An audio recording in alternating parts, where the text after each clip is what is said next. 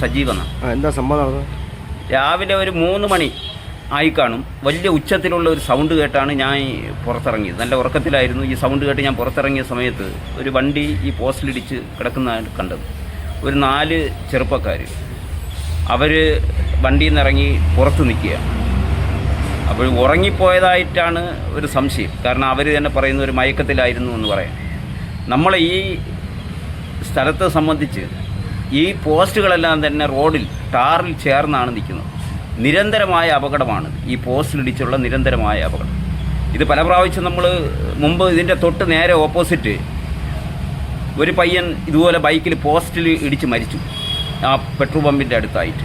അന്ന് നമ്മൾ ഇത് പരാതി കൊടുത്തതിൻ്റെ അടിസ്ഥാനത്തിൽ ആ പോസ്റ്റ് മാറ്റി. പക്ഷേ ഇതിന് അടിയന്തരമായ ഒരു പരിഹാരം ഉണ്ടായില്ലെങ്കിൽ ഈ അപകടം ഇനി തുടർന്നും ഉണ്ടാവും. അതുപോലെ തന്നെ അതെല്ലാം ഒരുപാട് ജീവന് ഭീഷണി ഉണ്ടാകുന്ന തരത്തിലാണ് ഈ പോസ്റ്റുകളെല്ലാം ഇവിടെ നിൽക്കുന്നത്. അത് KSFBയുടെ ഭാഗത്ത് അടിയന്തരമായ ശ്രദ്ധ ഉണ്ടാകണമെന്നാണ് ഇക്കാര്യത്തിൽ എനിക്ക് പറയാം. കാരണത്ത് ഞാൻ കണ്ടത് 4 ചെറുപ്പക്കാർ, ഒരു കൊച്ചു പിള്ളേരാണ്, 4 പേരാണ് ഉണ്ടായിരുന്നത്. ഒരു ലേഡീസ് ഉണ്ടായിരുന്നു. അവർക്ക് എന്തോ പരിക്ക് പറ്റി ഹോസ്പിറ്റലിൽ കൊണ്ടുപോയതായിട്ടൊക്കെ ഇവിടെ അപ്പോൾ ഓടിക്കൂടിയ ആൾക്കാരാണ് പറഞ്ഞത്. പരിക്കൊന്നുമില്ല അവർക്ക് കാര്യമായ പരിക്കൊന്നുമില്ല. അത് അറിയില്ല എന്താ സംഭവിച്ചെന്നെല്ലാം പറഞ്ഞു. അവര് ഇങ്ങനെ മയങ്ങിപ്പോയി എന്നാണ് അവര് പറഞ്ഞത്.